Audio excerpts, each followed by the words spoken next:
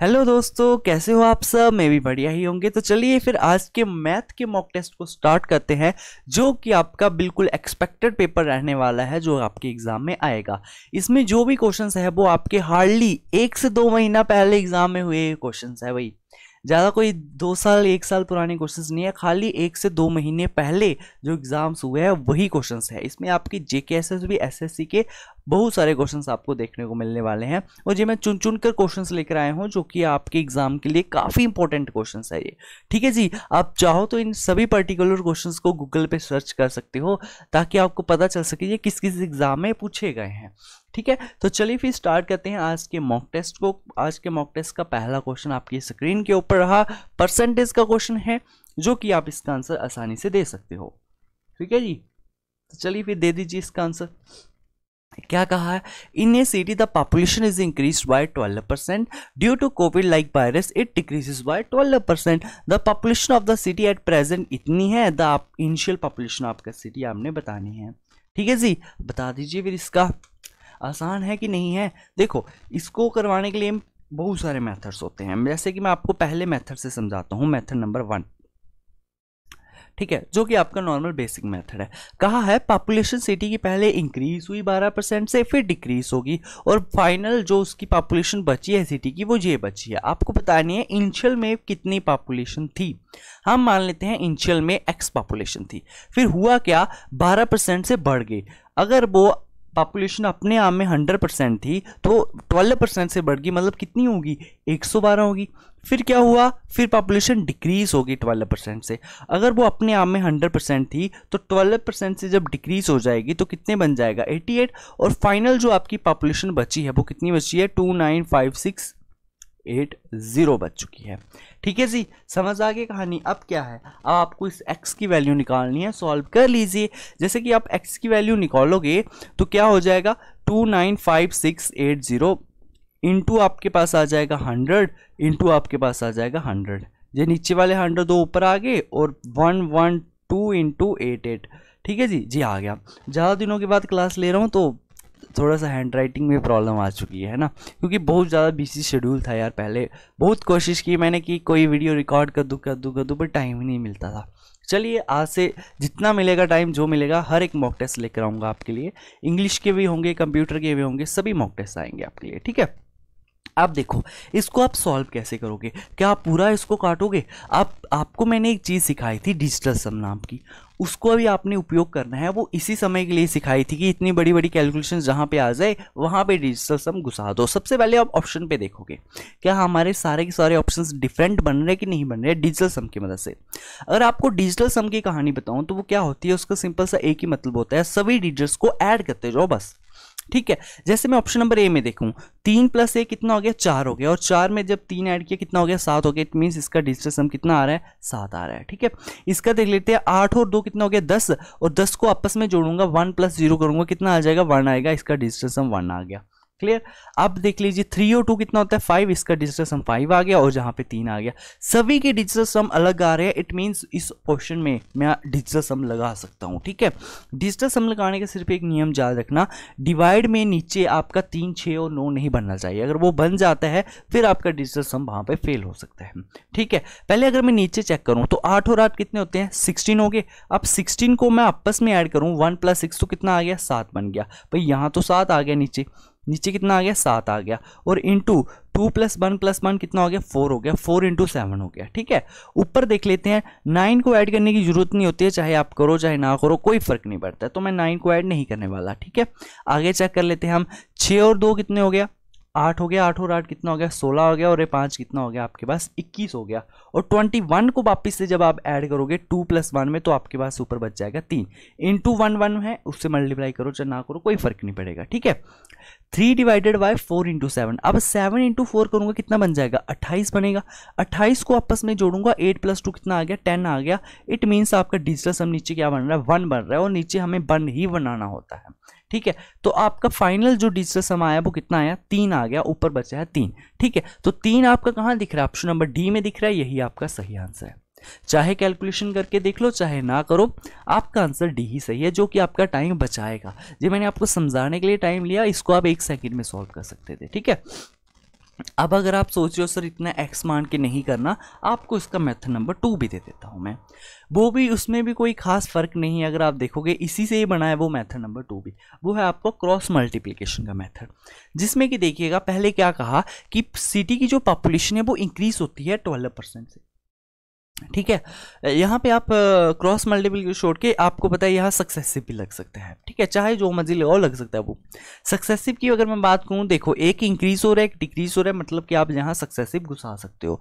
Successive घुसाने का formula क्या है कि a plus B plus A B divided by 100, बहुत बार पढ़ा चुका हूँ ये चीज़ मैं आपको यूट्यूब पे, सक्सेसिव का ये फार्मूला है ना। तो ठीक है, रख लीजिए वैल्यूज़ को। पहले क्या हुआ 12% से बड़ी मतलब 12 आ गया, फिर क्या हुआ 12% से कम हो गई मतलब -12 हो गया, इस बार कम हो रही है, ठीक है। फिर ए बी जब मैं +12 और -12 को मल्टीप्लाई करूंगा तो माइनस ही आएगा, तो मतलब 12 × 12 आ गया, तो डिवाइडेड बाय कितना है 100 है। ये प्लस का था ये माइनस का था, ये कट गए, बचा कितना 12 ऊपर 12 का जब स्क्वायर करते हो वो कितना आता है 144 आता है, और डिवाइडेड बाय आपके पास 100 आ गया। इट मीन्स 1.44% से आपका क्या हो गया, आपकी जो टोटल डिक्रीज हो रही है माइनस हो रही है, ठीक है जी, ये बात आपको समझ आ गई। अब क्वेश्चन के मुताबिक पढ़ लेते हैं हम, क्वेश्चन क्या कहते हैं। उन्होंने कहा कि if the population of the city is present इतनी है, प्रेजेंट में पॉपुलेशन इतनी है मतलब कि 295,680 ये इसकी प्रेजेंट पॉपुलेशन है, और प्रेजेंट की पॉपुलेशन है, इट मीन्स ये किसकी वैल्यू है जी, आपकी 100% की वैल्यू नहीं है, 100% इनिशियल पॉपुलेशन थी, ये तो चेंज करके पॉपुलेशन आई जब कम जो ज़्यादा हो गई थी, है ना। तो जी आपकी कितने की वैल्यू है जी, आपकी 100 में से जब आप 1.44 को माइनस करोगे तो कितना बचेगा आपके पास, जी बच जाएगा 98.56% की ये वैल्यू है। आपको बताना है 100% की वैल्यू क्या होगी, मतलब इनिशियल पॉपुलेशन क्या होगी, ठीक है। जब आप इस डेसिमल को उड़ाओगे तो इधर भी आप मल्टीप्लाई 100 से दे दोगे, ठीक है जी। और अगर आप इसको ध्यान से देखो 6 × 3 बनता है 18, इट मीन्स ये इसका 30 गुना है लगभग, है कि नहीं, जिस वाले का कितना है 30 गुना है, और यही आपका ऑप्शन नंबर डी क्या है, सही आंसर बन चुका है। समझ आ गई कहानी की नहीं आई ये बता दो जी। सारी की सारी कैलकुलेशन की नॉर्मल ट्रिक्स होती है जो कि आपको पता होना चाहिए। जैसे 6 के टेबल में 8 कहाँ पे आता है, 6 1 6 2 12 6 3 या 18 होता है कि नहीं होता है, देखो। और 9 के टेबल में क्या 29 आता है, डायरेक्ट नहीं आना चाहिए। जब भी ऐसी कैलकुलेशन करनी है ना, डायरेक्ट यहाँ पे इस साइड से डायरेक्ट 8 आना चाहिए 6 के टेबल में, और इस साइड से डायरेक्ट वो नंबर नहीं आना चाहिए उस टेबल में, उससे 1-2 कम आने चाहिए। तो 9 के टेबल में 29 नहीं आता बट 27 जरूर आता है, इसलिए ये 3 से कट जाएगा प्रॉपरली, क्योंकि यहाँ भी × 3 हो रहा था, यहाँ भी × 3 होता है। ये कैलकुलेशन की थोड़ी बहुत ट्रिक्स है जो आपका टाइम बचाती है, बट इसको मैं एक सेपरेट वीडियो में आपको बिल्कुल क्लियर करवा दूंगा कुछ और एग्जाम्पल्स लेकर, ठीक है।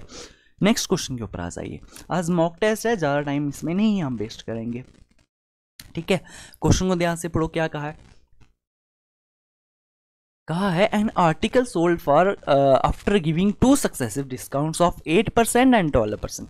2 सक्सेसिव डिस्काउंट दिए किस पे, मार्क प्राइस पे, जो कि क्या है 650 है। आपको बताना है find the cost price of the article if he gains 60%। आपको आर्टिकल का कॉस्ट प्राइस बताना है अगर उससे 60% का प्रॉफिट होता है, ये वाला क्वेश्चन है भाई, ठीक है। अब देखिएगा, इसको ध्यान से देखिएगा, क्या कहा है कि किसी आर्टिकल पे मतलब मार्केट प्राइस 650 पे आपने क्या किया, पहले 8% का डिस्काउंट दिया। 8% का डिस्काउंट देने का क्या मतलब है, अगर वो चीज़ अपने आप में 100% है, 8% का डिस्काउंट दिया, 100 में से 8 को निकाला तो 92 बच गया, ठीक है। फिर आपने क्या किया, 100% की चीज़ थी उसमें आपने 12% का डिस्काउंट दिया, मतलब 88 बन गया, ठीक है।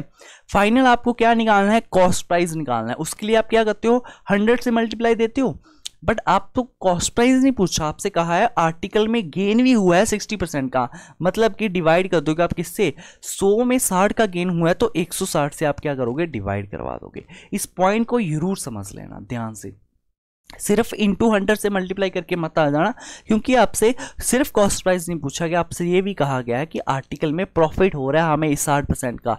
तो 60% को आप कैसे लिखोगे, 100 में जब 60 ऐड करोगे तो नीचे आ जाएगा आपके पास 160, ठीक है, समझ आ गया। आप क्या करो, इसको आप काट लो। अब काटने से पहले आपको मैंने यहाँ पे डिविजिबिलिटी भी नहीं पढ़ाई गई, क्योंकि वो आपके जीके एसएसबी VLW के सिलेबस में नहीं था डिविजिबिलिटी का, वो एसएससी की सिलेबस में का पार्ट है। तो बेसिकली मैं आपको ये भी कहना चाहूँगा कि आपको पता नहीं है अभी आपका जीके एसएसबी का एग्ज़ाम कब होना है, कि होना भी है कि नहीं होना है, तो बेस्ट ऑप्शन आपके लिए यही है कि आप एसएससी पे शिफ्ट हो जाइए। क्योंकि बहुत से, अगर आपने उसकी तैयारी कर ली ना, एसएससी हर साल 1 लाख वैकेंसी लेकर आती है, चाहे CGL हो, CHS हो, MTS हो, ग्रुप डी हो, आपका GD का आ गया, आपके पास हेड कांस्टेबल आ गया, दिल्ली पुलिस आ गया, फेज 9, 11, 10 आ गया आपके पास। इन सभी में क्या होता है, सभी को मिलाकर लाखों प्लस वैकेंसीज आती हैं। आपको एक वैकेंसी चाहिए, आपके लिए वो कंफर्म हो सकती है। सिलेबस सभी इन पोस्टों का सेम ही होता है, सभी का, चाहे MTS हो, CHL हो, SS हो, सिलेबस मैक्सिमम सभी का सेम ही होता है इसका, ठीक है।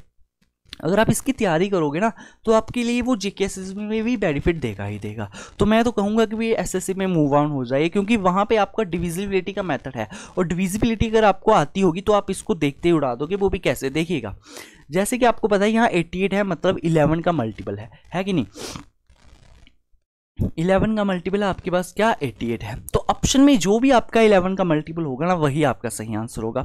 अब मैं देखिएगा, क्वेश्चन में ये नहीं कहा कि नियरेस्ट डिजिट बता दीजिए, क्वेश्चन में आपको सही आंसर दिया गया है।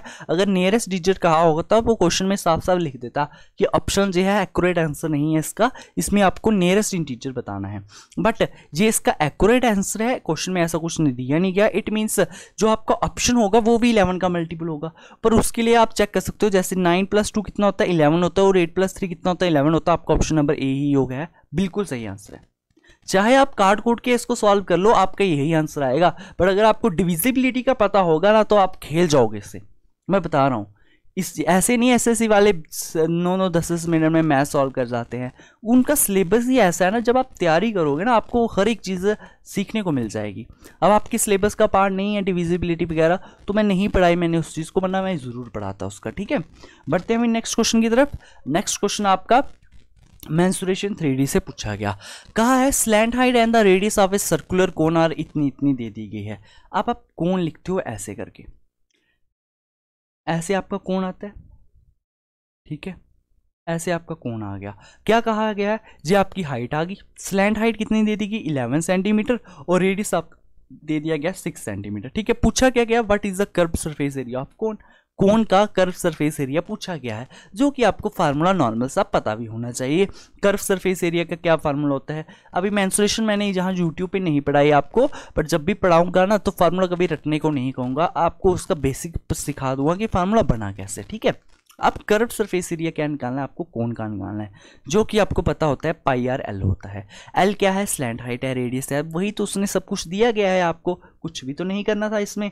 और जी आपका MTS में पूछा गया क्वेश्चन था, ठीक है। तो अब ऑप्शन में आप दे सकते हो, इन्होंने पाई की वैल्यू को नहीं लिया, तो आप भी मत लो, पाई को एज इट इज रख दो। रेडियस कितना दे दिया गया, 6 दे दिया गया, और स्लैंट हाइट कितनी दे देगी, 11 दे देगी। लो जी, सिंपल सा क्वेश्चन था, 66 पाई इसका क्या था, आंसर था भाई। कुछ भी नहीं करना था इसने, इतने सिंपल क्वेश्चन एग्जाम में पूछे गए हैं। सोचो, ये क्वेश्चन डालने का एग्जामिनर का सिर्फ एक ही मतलब था कि आपको इसका फार्मूला पता होना जरूरी है, बस।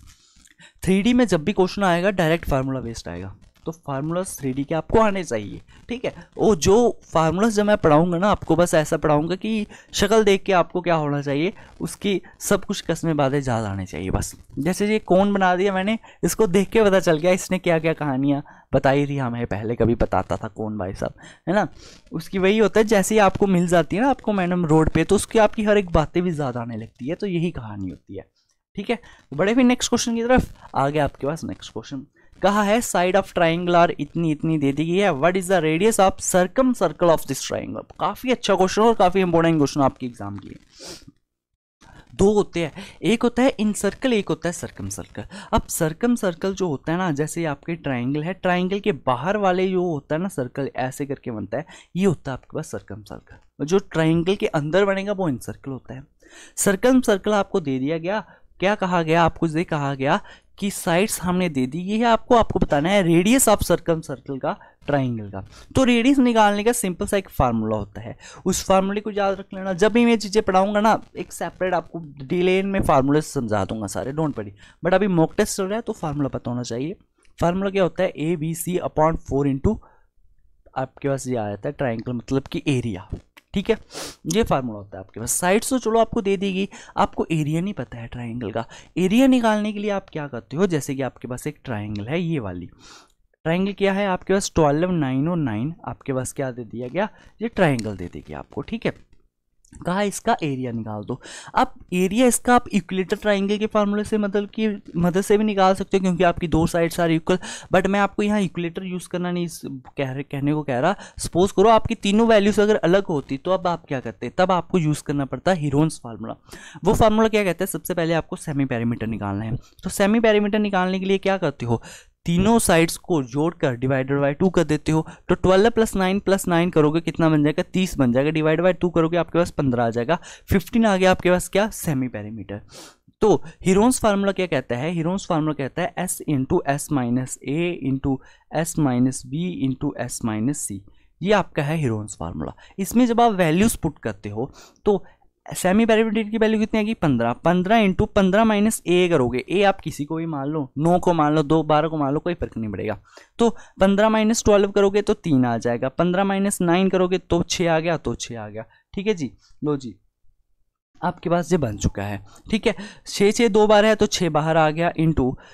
इंटू आपके पास 3 और 15 में भी 5 × 3 आता है कि नहीं होता। 15 को अगर मैं खोल लूँ क्या बनेगा, 5 × 3 बनेगा। 3 3 2 बार है, 3 भी बाहर आ गया तो √5 बच गया। इट मीन्स 18√5 मेरे पास क्या आ गया, एरिया आ चुका है। तो इसी एरिया को क्या करो, इसमें पुट कर दो, बस इतना सी बात है। इसी एरिया की वैल्यू को इसमें पुट कर दो। तो रेडियस आपके पास कितना आ गया, 12 × 9 × 9 डिवाइडेड बाय 4 × 18√5 आपके पास आ चुके हैं। बस इसको सॉल्व करके जो आपको ऑप्शन बन रहा है उसको मैच करवा दो यार। सिंपल सा तो क्वेश्चन है कि नहीं, बताओ सिंपल ही है कि नहीं है, बता दीजिए भाई। तो अगर आप इसे काटते हो, 4 से काटूंगा मैं, 4 से कटेगा 3 बार में, और 3 से काटूंगा अगर इसमें तो ये कट जाएगा 6 बार में। कितनी बार में, 6 बार में कट गया। ठीक है, और इसको काट लो आप 2 बार में, नहीं 3 बार में कटेगा। अब आप इसको किससे काटोगे, 3 से काट लो, 3 से काटोगे 2 बार में, 3 से काट लोगे आप इसे 3 बार में। ठीक है, जे भी आपके पास कट चुका है। और कुछ कट रहा है तो नहीं कट रहा। 3 × 9 कितना बन गया आपके पास, 27 बन गया। और नीचे बन चुका है आपके पास 2√5, जो कि आपका ऑप्शन में देखने को नहीं मिल रहा। बट आपका ऑप्शन नंबर बी में ये चीज़ देखने को मिल रही है क्या, कि √5 को रैशनलाइज किया गया। अगर रैशनलाइज करना है तो √5 को मैं रैशनलाइज करना चाहता हूँ, मतलब मुझे √5 से यहाँ पे भी मल्टीप्लाई देना पड़ेगी, यहाँ पे भी देना पड़ेगी। अब 25 × √5 ऊपर तो आ गया, 27√5 मेरे पास ऊपर आ गया। नीचे क्या हुआ, √5 से जब मैंने मल्टीप्लाई किया तो मेरे पास रूट कट गया, सिर्फ 5 बचा। और 5 × 2 क्या होता है, 10 होता है जी। आ गया आपके मेरे पास 27√5 डिवाइडेड बाय 10, जो कि आपका ऑप्शन नंबर बी है। ठीक है, काफी अच्छा क्वेश्चन था, सिंपल सा क्वेश्चन था, फार्मूला बेस्ड क्वेश्चन था, इसमें ज्यादा कुछ करने वाला नहीं था मेरे भाई। क्लियर, तो आपके पास पहुंच चुका हूं मैं नेक्स्ट क्वेश्चन के ऊपर। नेक्स्ट क्वेश्चन को ध्यान से सुन लीजिएगा। क्या कहा है कि आर्टिकल को क्या किया गया, बेचा गया। आज मैं अगर कुछ ज़्यादा फास्ट पढ़ा रहा हूँ तो बता देना भाई, स्लो कर देंगे स्पीड को। ठीक है, मैं वही कह रहा था, मॉक टेस्ट है तो इसमें ज़्यादा डिटेल में जाने की ज़रूरत नहीं पड़ती। हालांकि हर एक क्वेश्चन को मैं डिटेल में बता ही रहा हूँ, बट थोड़ा मैंने कहा स्लो जाने से अच्छा थोड़ा स्पीड में जाए, मॉक टेस्ट कर रहे हैं हम, है ना। तो देखिएगा क्या कहा है, एक आर्टिकल को बेचा गया कितने के ऊपर, 10% के नुकसान के ऊपर। किसी एक आर्टिकल को 10% के नुकसान के ऊपर बेचा गया। If its cost price is decrease by 5 से and selling price is increase by 10 से, then profit of 10% is on. ये क्वेश्चन भी आपके एग्जाम में पूछे गए क्वेश्चन है भाई, कोई भी क्वेश्चन मैं ऐसे नहीं उठा कर लाता। तो इसको निकालने के लिए चलो आपको मैं 2 फार्मूलाज दे दूंगा। एक तो जो वेरी इंपॉर्टेंट फार्मूला जो मैं हर बार यूज करता हूँ, पहले उससे ही आपको बताता हूँ मैं। ठीक है, देखिएगा हमेशा क्वेश्चन में क्या लिखा है बस उसे पढ़ो, उसे लिख दो, आपको आंसर खुद पे खुद आपका निकल जाएगा। कहानी सुनिएगा, कहा है आर्टिकल इज सोल्ड एट 10% के नुकसान के ऊपर। मतलब अगर मैं मान लूँ, सपोज कर लूँ मेरे पास उसका कॉस्ट प्राइस कितना है, 100x है, फिर उसको मैंने बेचा, सेलिंग प्राइस मुझे कितना आ गया, 10% के नुकसान के ऊपर बेचा। मतलब 100 में से जब मैं 10% निकालूंगा तो 90x पे मैंने उसे बेच डाला। यही कहानी है कि नहीं कहानी है, बता दो, यही कहानी है। फिर आगे क्या कहा है, if its cost price is decrease by ₹5। मान लेते हैं हम कि उसका कॉस्ट प्राइस जो है वो डिक्रीज हो जाता है 5 रुपये से, मतलब 100x -5 हो जाता है। ठीक है, इतनी सी बात आ गई, चलिए इतनी सी बात आ गई। फिर इन्होंने क्या कहा है, the selling price increase by ₹8। Selling price उसका ₹8 से बढ़ जाता है, मतलब 90x + 8 हो जाता है। हमने चलो जे भी मान लिया इतनी सी बात को। ठीक है, ये भी आ गया। Then profit of 10% is earn on it. फिर उसमें क्या होता है, हमारे पास 10% का प्रॉफिट होता है। 10% का क्या होता है, प्रॉफिट होता है। मतलब कि आपके पास ये जो 100x माइनस 5 है, ये आपका कॉस्ट प्राइस है, मतलब अपने आप में ये 100 की वैल्यू है। आप उसको, आपको क्या हुआ, 10% का प्रॉफिट हुआ, मतलब आपको 110 की वैल्यू निकालनी है। ठीक है, तब आपकी जाके आपके पास क्या बना, सेलिंग प्राइस बना, जो बना आपके पास 90x प्लस 8। ये आ गया, बस इसको सॉल्व कर लो भाई। एक जीरो से ये आपका जीरो कट चुका है, तो 11 से मल्टीप्लाई करवा दो आप 100 को। तो 11 से जब आप 100 से मल्टीप्लाई कराएंगे कितना आ जाएगा, 1100x आ जाएगा, माइनस 55 आ गया आपके पास, इज इक्वल टू इस 10 को ऊपर ले जाओ, 900 ऑफ x आ गया, और प्लस आपके पास कितना आ चुका है, 80 आ चुका है। ठीक है, कहानी समझ आ गई। तो देखिएगा 1100 में से जब आपने 900 को निकाला तो कितना आ गया, 200 ऑफ x आ चुका है। और 55 को जब आप माइनस का 55 था वहाँ लेके जाओगे इज इक्वल टू के उस पास, तो प्लस 55 बनेगा। मतलब 80 में जब आप 55 ऐड करोगे तो 135 बन जाएगा आपके पास। ठीक है, अब क्वेश्चन को ध्यान से समझ लो। पूछा क्या क्या है, what is the original selling price of the article. आपको ओरिजिनल सेलिंग प्राइस पूछा गया किसका, आर्टिकल का। तो आर्टिकल का सेलिंग प्राइस निकालना है, मतलब कि आपके पास जो ये 135 जो है ना, ये 200 की वैल्यू है, आपको ये वैल्यू निकालनी है, वो सेलिंग प्राइस की निकालनी है। सेलिंग प्राइस है कितना हमारे पास, 90 है, तो आपको इस 90 की वैल्यू निकालनी है भाई। ठीक है, तो 0 से 0 कट जाएगा, 5 से काटोगे 4 बार में, 5 से कट जाएगा ये टोटल आपका 2 बार में, और कितना 7 बार में, 27 बार में कट जाएगा आपके पास। ठीक है, तो 9 को जब आप 27 से मल्टीप्लाई करवाओगे तो कितना आ जाएगा, 7 9 63, 6 कैरी चला गया, 9 2 18, और आपके पास कितना आ गया, 24। 243 डिवाइडेड बाय 4 आ चुका है। इसको आप थोड़ा सा और काट लीजिए, तो कितनी बार में कट रहा है आपके पास, 60 पॉइंट समथिंग जाएगा, तो 60.75 आपका क्या है, सही आंसर है ऑप्शन नंबर डी। क्वेश्चन समझ आया कि नहीं आया बताओ। ऐसा था, जो जो क्वेश्चन में लिखा था मैंने बस वही लिखा है, कुछ चेंज नहीं किया। ये मैंने आपको इसलिए सिखाया, कल को वैल्यूज वो चेंज भी करेगा, कुछ भी कह देगा, वो कहेगा 5, जैसे इन्होंने कहा कि कॉस्ट प्राइस ₹5 से कम हुआ, कह देगा ₹10 से कम हुआ, ₹11 से कम हुआ। तब आपको यही स्ट्रक्चर ड्रा करना है भाई। पहले कहानी क्या हुई, फिर जितना कम हुआ वो लिख लिया, फिर उसने कह दिया कि उसके प्रॉफिट हो रहा है 110 का, मतलब ये कॉस्ट प्राइस जो है अपने आप में 100% की वैल्यू है, 10% का प्रॉफिट मतलब 110 की वैल्यू हम निकालेंगे तो मुझे सेलिंग प्राइस मिल जाएगा, जो कि किसके इक्वल है, 90x प्लस 8 के इक्वल है। बस यहाँ से आप सॉल्व करके x की वैल्यू मिल जाएगी। यहाँ से आपने ये देखा कि 135 जो है वो 200 की वैल्यू है, आपको 90 की वैल्यू निकालनी है, सेलिंग प्राइस की वैल्यू निकालनी है 90 की, ये वाला सेलिंग प्राइस की। तो आपने जब वैल्यू निकाली 60.75 आ गया आपके पास। ठीक है, अब आप चाहते हो कि सर नहीं हमें इसे थोड़ा सा शॉर्ट में करा दीजिए, एक्स मान के हमें नहीं करना चाहते, बेसिक से हमें ट्रिक्स दीजिए। लो जी, एक और मेथड से आप कर लो इसको। ठीक है, कोई ज़्यादा बड़ी बात नहीं है, बहुत सारे मेथड सिखा दूंगा, पर जो आपका एक नया मेथड है वो भी देख लीजिए। कहानी क्या है, कहानी सुनिएगा कि एक आर्टिकल को बेचा गया 10% के नुकसान के ऊपर। अब 10% का अगर मैं फ्रैक्शन वैल्यू लूँ 1/10 होता है, मतलब 10 रुपये की ओरिजिनल वैल्यू थी, ये हमारे पास क्या हो गया, लॉस हो गया। 10 की चीज़ को 1 का लॉस हुआ, 9 में बेचा गया। ठीक है, तो कॉस्ट प्राइस और सेलिंग प्राइस की अगर मैं यहाँ पे रेशो ले लूँ तो 10 की चीज़ थी, 9 में बेचा गया, 1 का लॉस हुआ है ना, यही कहानी कही है उन्होंने। फिर उन्होंने क्या कहा कि अगर कॉस्ट प्राइस मेरा डिक्रीज हो जाएगा ₹5 से, ठीक है लिख लेता हूं मैं, कॉस्ट प्राइस मेरा ₹5 से डिक्रीज होता है और सेलिंग प्राइस मेरा ₹8 से इंक्रीज हो जाता है, जो मेरे पास जो प्रॉफिट अर्न होगा वो 10% होगा। 10% का क्या होगा, प्रॉफिट होगा, मतलब 10 की चीज़ को 11 में बेचा गया होगा, 1 का प्रॉफिट होगा, तो 10 की चीज़ को क्या किया होगा, 11 में बेचा गया होगा। यही कहानी क्वेश्चन में कही है अभी तक। तो चलिए अब यहाँ से आपका क्या आता है कि आपका मल्टीप्लिकेशन मेथड भी आता है। यहाँ पे क्या होता है, आपको यहाँ ऊपर वाले को आपस में मल्टीप्लाई करवा के इनका डिफरेंस लेना होता है, और फिर नीचे वाले को आपस में मल्टीप्लाई करवा के इनका डिफरेंस लेना होता है, बस इतनी सी बात है। जैसे मैं ऊपर वाले को मल्टीप्लाई करवाऊंगा, 10 × 11 किया कितना बन गया, 110 बन गया, और 10 × 90 किया तो 90 बन गया। अब 110 में से जब मैं 90 निकालूंगा तो कितना बन जाएगा, 20 बचेगा, तो 20 यूनिट मेरे पास आ गया। समझ आया जी कैसे आया, ये इस तरह से आया कि 110 में से जब आपने 90 निकाला तब जाके आपके पास 20 यूनिट मिल चुका है। समझ आ गया कैसे मिला, ऊपर वाले को क्रॉस मल्टीप्लिकेशन करवाया, माइनस करवा दिया, फिर नीचे वाले को क्रॉस मल्टीप्लिकेशन करवा दो, 8 × 10 करो कितना आ जाएगा, 80 आ जाएगा, और माइनस 5 इंटू 11 करोगे तो 55 आ जाएगा, बट माइनस तो इसके साथ भी लगा है तो माइनस माइनस प्लस हो जाता है। 80 प्लस 55 करोगे तो 135 आपके पास बन चुका है। ये कहना चाहता है कि आपके पास 135 जो है वो 20 यूनिट की वैल्यू है। आपको जो वैल्यू निकालनी है वो इस 9 की वैल्यू निकालनी है, सेलिंग प्राइस की वैल्यू निकालनी है, इस 9 की वैल्यू निकालनी है। तो इसको जब आप सॉल्व कराओगे तो 60.75 बन जाएगा। अगर आप देखो तो पहले वाले और इसमें कोई फ़र्क है ही नहीं। पहले वाले में हमने 100 मान के किया और यहाँ हमने परसेंटेज की वैल्यू ले ली, बट बन तो इन लास्ट सेम ही रहा है ना। तो यही कहानी होती है, बेसिक से ही ये ट्रिक्स वगैरह बनी होती है और कुछ एक्स्ट्रा नहीं होता। अगर आपको बेसिक आता है तो आप इन ट्रिक्स को खुद भी बना सकते हो। ठीक है, बताओ समझ आया कि नहीं आया? 2 मेथड्स मैंने दे दिए हैं, अगर फास्ट हो चुका होगा तो वीडियो को वापस से घुमा के देख लेना यार। ठीक है जी, बताइएगा और बता दीजिएगा अगर आप एसएससी की तैयारी करना चाहते हो, इस चैनल पे सिर्फ एसएससी की वीडियो आएगी, तो उसमें आपको हर एक चीज़ को डिटेल में भी पढ़ा दिया जाएगा, ताकि आपको तो यार इन लास्ट जॉब ही लेनी है, चाहे वीएल लेवल जो हो, चाहे एसएससी की इंस्पेक्टर की जॉब हो, है ना।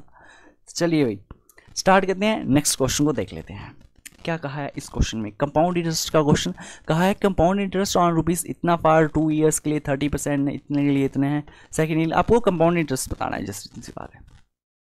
ठीक है, प्रिंसिपल दिया गया आपको कितना, 4500 कंपाउंड इंटरेस्ट बताना है। ये कि आप बता सकते हो, सिंपल सा क्वेश्चन है, बिल्कुल का बिल्कुल बता सकते हो कि नहीं बता सकते हो। सबसे पहले अगर मैं रेट की बात करूं, अलग अलग रेट दिए गए हैं। जब मैंने आपको एक कंपाउंड इंटरेस्ट चैप्टर पढ़ाया था, आपको डिस्काउंट भी पढ़ाया है, कंपाउंड इंटरेस्ट भी यूट्यूब चैनल पे चैप्टर वाइज पढ़ाया गया है, उसमें मैंने आपको सक्सेसिव निकालना सिखाया था कि 30 और 40 का सक्सेसिव कैसे निकालते हो।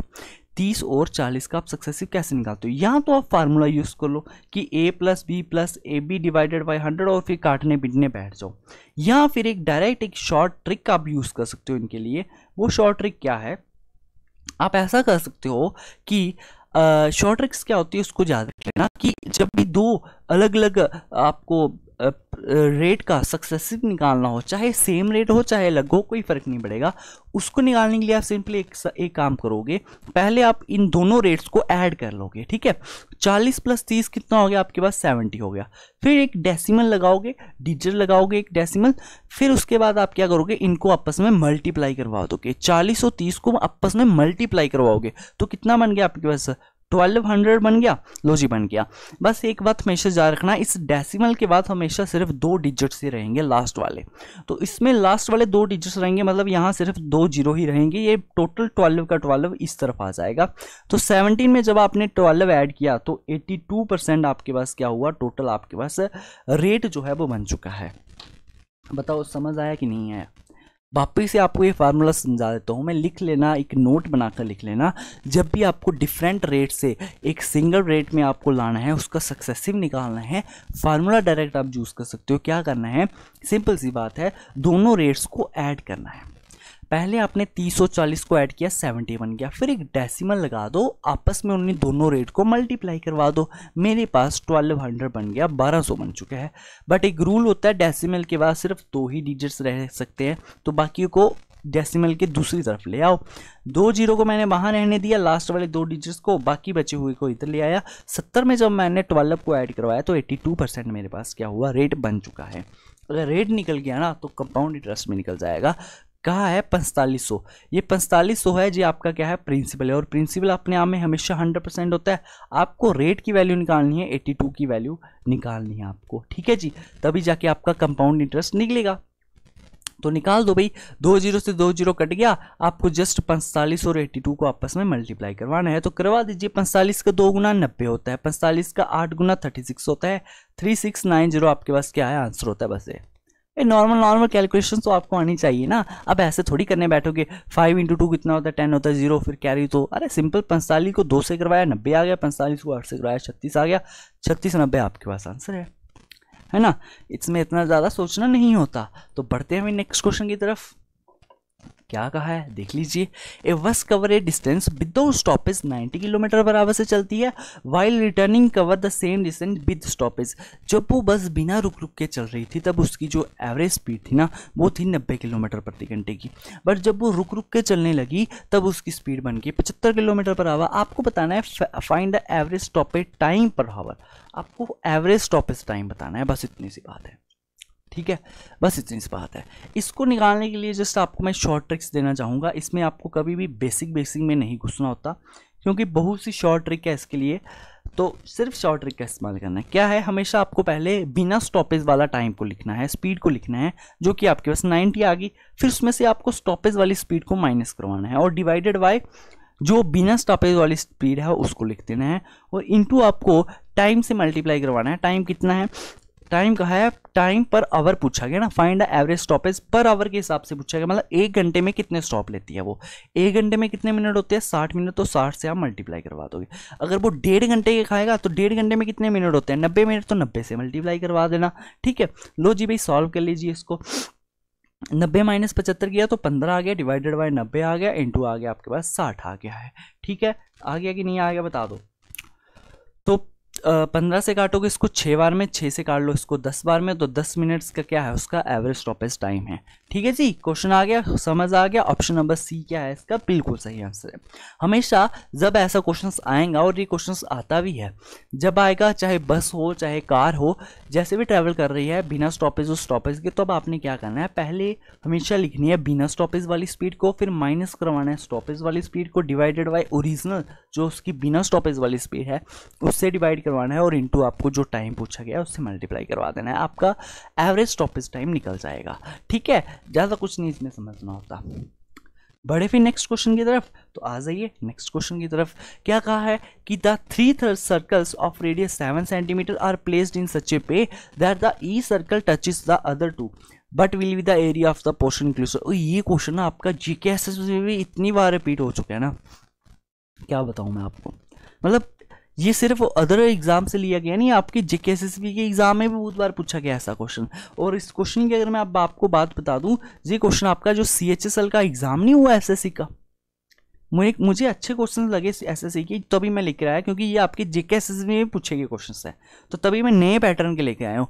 जे एसएससी का जो सीएचएसएल का एग्जाम हुआ है कब, 10 तारीख को मार्च में 2023 में आपका एग्जाम हुआ है ये, चाहे गूगल पे सर्च कर लेना। और शिफ्ट आपकी जो थी वो कौन सी थी, शिफ्ट 2 थी आपकी, ये तब हुआ था एग्जाम। सोचो मार्च में एग्जाम हुआ है, अभी अप्रैल चल रहा है आपका। इसके क्वेश्चंस लेकर आ चुका हूं मैं, और ये सारे के सारे क्वेश्चन किसी एग्जाम में पूछेंगे, वो भी लेटेस्ट एग्जाम में। अभी जेकेएसएसबी का कोई लेटेस्ट हुआ नहीं, अगर होता तो मैं उसके क्वेश्चन भी जरूर ऐड करता।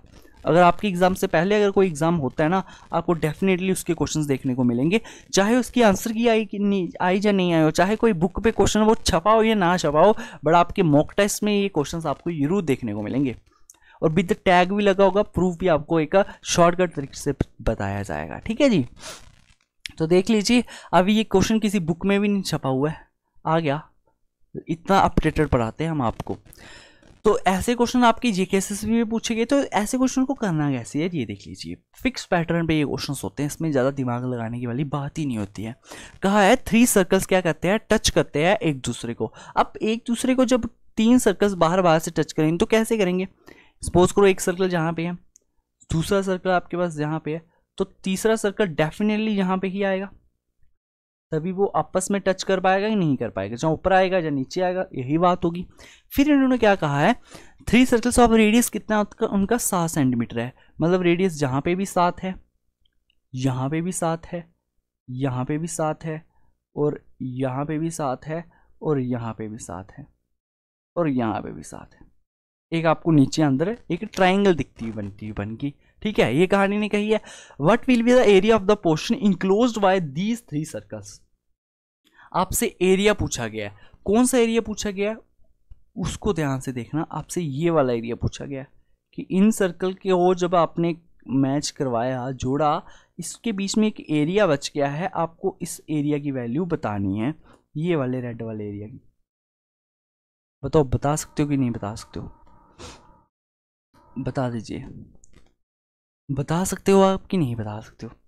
इसको बताने के लिए हमेशा क्या करना होता है, बात हमेशा याद रखिएगा कि आपके पास ये एक ट्राइंगल बन गई, इक्विलेटर ट्राइंगल बन गई कि नहीं बन गई, बन चुकी है ना। सभी की साइड्स क्या है इसकी, इक्वल है, और इसका जो एंगल बनेगा हमेशा वो कितना होता है, इक्विलेटर ट्राइंगल के अंदर एंगल 60 डिग्री का होता है कि नहीं होता है। ये भी 60 डिग्री, ये भी 60 डिग्री, ये भी 60 डिग्री, मतलब इक्विलेटर ट्राइंगल एंगल जो बनता है वो कितना बनता है, 60 डिग्री का बनता है। अब खुद सोचिएगा क्या कि आपको ये होल क्या है आपकी, ये पूरी की पूरी आपकी इक्विलेटरल ट्राइंगल है। आपको क्या निकालना है, आपको शेडेड एरिया निकालना है। शेडेड एरिया निकालने के लिए आपके पास एक इक्विलेटरल ट्राइंगल आ चुकी है जिसकी साइड 14 सेंटीमीटर है। आपने उससे माइनस करना है कितना, आप खुद सोचिए, 60 डिग्री ये, 60 डिग्री 60, मतलब 180 डिग्री है। मतलब आपको एक किस्म का सेमी सर्कल को माइनस करना है, आधे सर्कल को माइनस करना है, क्योंकि 60 कितना हो गया, 180 हो गया। 180 को आपने माइनस करना है, तभी आपको ये वाला सेमी सर्कल मिल जाएगा, बीचे वाला। इसका ये फिक्स पैटर्न होता है, ये क्वेश्चन काफ़ी रिपीटेड क्वेश्चन होता है। इसमें बच्चे सीधा एक ही काम करके आते हैं, क्या, आपको इक्विलेटरल ट्राइंगल का सिर्फ एरिया निकालेंगे, ऑप्शन में वैल्यू देखेंगे और चलते बढ़ेंगे। जैसे देखिए, इक्विलेटरल ट्राइंगल का एरिया निकालने के लिए आप क्या करते हो, √3/4 इंटू ए स्क्वायर, ठीक है। तो कितना होता है आपके पास, √3/4 इंटू ए, कितना आपके पास 14 इंटू 14 है कि नहीं है। 4 से काटोगे कितनी बार में, 7 बार में। 4 से नहीं कटेगा ये कटेगा 2 से, और 2 से आप इसको काट लोगे 7 बार में, आपके पास मिल गया, मतलब 7 7 जा 49√3, और आपको ऑप्शन में यहाँ पे 49√3 मिल रहा है, टिक करके आ जाओ भाई। ऐसे करते हैं बच्चे इसको, क्योंकि ये फिक्स पैटर्न का है। खुद सोचिए, जब आपकी इक्विलेटरल ट्राइंगल बन रही है, आपके एंगल्स में अंदर 60 डिग्री बनेंगे। मतलब आपको शेडेड एरिया अगर पूछेगा ना, बहुत बार पूछा है और पूछेगा भी, तो क्या करना है, आपने इक्विलेटरल ट्राइंगल में से सेमी सर्कल को माइनस करना है। तो area of equilateral triangle minus area of semi circle, जब आप माइनस करोगे आपके पास यही ऑप्शन नंबर ए मिलेगा। बट आप देख सकते हो सभी के ऑप्शन अलग अलग है, तो सिर्फ आप इक्विलेटरल ट्राइंगल का एरिया ही निकाल दो, आपको तब भी आंसर मिल जाएगा, है ना। जरूरत नहीं है आपको सेमी सर्कल या स्पेशली एरिया निकाल के उसको माइनस करवाने की, तब भी आंसर मिल जाएगा आपको। तो ऐसे टाइम बचाया करो यार, ठीक है। तो नेक्स्ट क्वेश्चन आपकी स्क्रीन के ऊपर आ चुका है। मिक्सचर से आया गया क्वेश्चन, क्या कहा है, a can contains 50 litre of a solution of spirit and water with 40% spirit. चलो आपको थोड़ा सा मिक्सचर के बारे में बताता हूँ। सबसे पहले क्वेश्चन में तो बाद में आते हैं, सबसे पहले आपको मिक्सचर के बारे में थोड़ा सा ज्ञान दे दिया जाए। सपोज करो आपके पास एक बॉटल है बड़ी सी, ऐसे ऐसे ऐसे करके आपको एक बॉटल रखी, या ऐसे करके आपके पास एक बड़ी सी बॉटल है, ठीक है, जिसमें क्या है, जिसकी कैपेसिटी क्या है 100 लीटर की। उसकी टोटल कैपेसिटी है 100 लीटर की, उसमें कैपेसिटी है, और उसमें मिल्क पड़ा हुआ है। आपका मिल्क कितना पड़ा हुआ है, मिल्क उसमें टोटल 100% मिल्क ही है, प्योर शुद्ध मिल्क से भरी हुई बॉटल है वो आपने, ठीक है। आप खुद गाय का दूध लेकर आते हो शुद्ध, उसमें आपके पास 100% दूध है उस 100 ml की लीटर की बॉटल में, ठीक है। आप जब घर आए तो घर पे कोई और था मेहमान, उन्होंने क्या किया, उन्होंने कुछ दूध निकाल दिया। सपोज करो आपके मेहमान ने आपको बेवकूफ़ बनाने के लिए 10 लीटर दूध निकाल दिया और उसमें 10 लीटर पानी ऐड कर दिया। क्वांटिटी तो उतनी रही 100 लीटर की। आप जब आए आपने देखा हाँ भाई दूध तो पूरा ही है, बट आपको क्या पता ओरिजिनल 10 लीटर निकल चुका है और उसमें पानी ऐड हो चुका है। यही प्रोसेस अगर वो 2 टाइम्स करेगा तो बता दीजिए मिल्क की क्या क्वांटिटी होगी उस बॉटल में। ये एग्जामिनर क्वेश्चन पूछता है। अब खुद सोचिएगा, हमेशा ये बात याद रखना, मिल्क कितना था 100% था, तो 100% आपने लिख दिया। फिर कहानी क्या हुई, 10 लीटर मिल्क आपने निकाल दिया, 10 लीटर निकाल दिया, इट मीन्स 100 में से जब 10 चला गया 10% निकाल दिया। आप ऐसे समझ लो 1/10 होगा, तो 10 था 1 चला गया, मतलब 9 बचा है, 10 चला गया, ठीक है। 10 था 1 चला गया, 9 बचा है। फिर उसने एक और बार क्या किया, एक और बार 10 लीटर मिल्क निकाल दिया, तो 10 था 9 बचा है, ये आ गया। आपको इसकी वैल्यू निकालनी है कि टोटल ओरिजिनल मिल्क कितना होगा उस बॉटल में। क्वेश्चन मेरा समझ आ रहा है कैसे एग्जामिनर क्वेश्चन पूछता है। सपोज करो आपका एक दोस्त है, बियर बार में वो काम करता है, उसने देखा कि भाई साहब बहुत अच्छी ब्रांड की एक बॉटल आई है, तो किसी को पता ना लगे उसने क्या किया, 2 घुट मार लिए और उसमें पानी ऐड कर दिया। फिर उसको टेस्ट लगी, उसने और 2 घुट निकाले और पानी ऐड कर दिया। अब आपसे ये पूछ लिया जाएगा कि ओरिजिनल क्वांटिटी क्या है उस वाइन की इस बॉटल में, तो उसको निकालने के लिए क्या है, ये फार्मूला होता है, सिंपल सा ट्रिक होती है। क्या है कि जो वैल्यू आपको दी गई है, जो वैल्यू आपकी कम हो रही है उसको रखो पहले, इनटू मल्टीप्लाई करवाते जाओ जितनी कम हो रही है। जैसे 10% निकाला, 10 लीटर निकाला, चाहे 10% निकाला, तो अब खुद सोचिए ना, 10 लीटर निकाला, आप 10% मैंने नहीं लिखा, तो 10 लीटर निकाला, देखो 100 लीटर था टोटल, जिसमें से क्या हुआ 10 लीटर निकाल दिया, तो 0 से 0 किया, कितना बच गया, -1/10 बच गया, मतलब 10 में से 1 चला गया तो 9 बच गया। ऐसे समझ लो, ये चीज़ ना समझो आप, ऐसे समझ लो, जो मैंने इस डायग्राम में लिखा है वही समझ लो आप, ठीक है जी। तो इसको आपकी क्या करनी होती है, वैल्यू निकालनी होती है। तो 2 0 से 2 0 आपको चला गया, 9 9 to 9 81% आपके पास क्या है, ओरिजिनल मिल्क बचा है इसमें। और इसका एक दूसरी टाइप से भी क्वेश्चन आता है, वो दूसरा टाइप क्या है जिसमें आपको ये कह देगा कि आपके पास एक बॉटल है, आपके पास एक बॉटल है जिसमें कैपेसिटी क्या है 100 लीटर ही है, बट उसमें ऑलरेडी क्या है, उसमें एक मिल्क है और उसमें ही क्या है आपके पास वाटर है। मिल्क की क्वांटिटी जो है वो 60% है, वाटर की क्वांटिटी जो है वो 40% है। आपको एग्जामिनर ये भी कह देता है। दो टाइप से क्वेश्चन आते हैं इसमें मिक्सचर से, तो ये बात को याद रखना। पहली टाइप समझ आ गई जिसमें पूरा का पूरा शुद्ध आपके पास मिल्क पड़ा है, बट अब ये क्वेश्चन है जिसमें आपका मिल्क और वाटर रेशियोज में पड़ा हुआ है, मतलब मिल्क भी है उसमें वाटर भी है। आपने क्या किया, आपने उसमें से 10 लीटर वाटर निकाल दिया। आपने क्या किया, उसमें से 10 लीटर क्या हुआ, 10 लीटर वाटर या मिल्क निकाल दो। आपने क्या किया, 10 लीटर मिल्क निकाल लिया। अब खुद सोचिएगा 100 लीटर के टोटल क्वांटिटी थी जिसमें से 10 लीटर निकाला, तो आपके पास क्या हो गया, -1/10 हो गया। मतलब 10 की चीज़ एक चलेगी तो 9 बच गई है। ठीक है, खुद देखिए जो वैल्यू कम हो रही है ना बस उसको लिखना है। मैंने किसकी वैल्यू निकालनी है, मिल्क की निकालनी है, तो मैं मिल्क को लिखूंगा यहाँ पे। इनटू हुआ गया 10 लीटर निकाला है, तो पहले 10 था, फिर 9 बच गया, फिर वापस से वही प्रोसेस रिपीट हुआ। जो 2 टाइम्स कहेगा 2 टाइम्स रिपीट करना है, 3 टाइम्स कहेगा 3 टाइम्स रिपीट कर देना। ठीक है, और फाइनल आपको इसकी वैल्यू निकाल देनी होती है। यही क्वेश्चन होते हैं। जो वैल्यू कम हो रही है बस उसी को ही यहाँ लिखना है, ये बात याद रखना, और उसी की वो एग्जामिनर वैल्यू पूछेगा। ठीक है, अब क्वेश्चन पे आ जाते हैं। अगर नहीं समझ आई होगी क्वेश्चन के माध्यम से क्लियर हो जाएगी कि क्वेश्चन कैसे पूछे जाते हैं। कहा है a can contains 50 litre of a solution of spirit and water with 40% of spirit in. Can में क्या है, कैन में 50 लीटर का सोल्यूशन है। ठीक है, कैन की टोटल कैपेसिटी कितनी है, ये आपके पास एक कैन आ गया, उसकी टोटल कैपेसिटी कितनी है, 50 लीटर है, जिसमें आपके पास वाटर जो है वो 40% है, नहीं 40% आपके पास क्या है, स्पिरिट आपके पास कितना है, 40% है। और खुद समझ लीजिए अगर 40% स्पिरिट है तो वाटर कितना होगा, 60% ही होगा ना, तभी जाके 50 लीटर का आपके पास टोटल मिक्सचर बन जाएगा, है कि नहीं। तो 40% अगर आपके पास स्पिरिट है तो वाटर कितना आ गया, 60% आ गया। हो क्या रहा है, हो क्या रहा है वो देखिएगा, 5 litre of solution is removed, मतलब 5 लीटर का सोल्यूशन को निकाला गया किस में से, 50 में से। तो 5 से काटा 10 बार में हो क्या रहा है, -1/10 ही तो हो रहा है, यही हो रहा है ना, तो यही हो रहा है, रिमूव किया गया और 5 litre of spirit is added, spirit को ऐड किया गया। The same process is done 2 more times, find the percentage of water in the solution. भाई बस देखो हो क्या रहा है, रिमूव करके उसकी जगह और नया स्पिरिट ऐड किया जा रहा है, मतलब क्वांटिटी कम किसकी हो रही है, वाटर की हो रही है, तो मैं वाटर को लिख दूंगा यहाँ पे। इनटू हुआ क्या, पहले उन्होंने क्या किया, 10 की चीज थी 9 रहेगी, एक निकाल दी, कैसे, 5 लीटर निकाला 50 में से, तो 10 की चीज थी एक चलेगी 9 रहेगी। फिर इसी प्रोसेस को इसने 2 टाइम्स और रिपीट किया, मतलब 9 × 9/10। आपको बस इसी की ही वैल्यू निकालनी है भाई, तो निकाल सकते हो कि नहीं निकाल सकते हो बताओ। 0 से 0 चला गया आपके पास, 6 × 9 का क्यों कितना होता है, 729 होता है, और डिवाइडेड बाय आपके पास कितना आ गया, 100 आ गया भाई। क्लियर, 100 आ गया, तो आप इसको मल्टीप्लाई करवा दो, 9 × 6 = 54, 4 आ गया, 6 × 2 = 12, और 12 और 15 7 आ गया। ठीक है, 7 आ गया, 17 आ गया, और फिर आपके पास 3 आ गया और 4 आ गया। डिवाइडेड बाय कितना है आपके पास, 100 क्या है आपका डिवाइड में दिया गया है, तो इस 2 0 को जब आप ऊपर लाओगे तो कितना बन जाएगा, 43.74।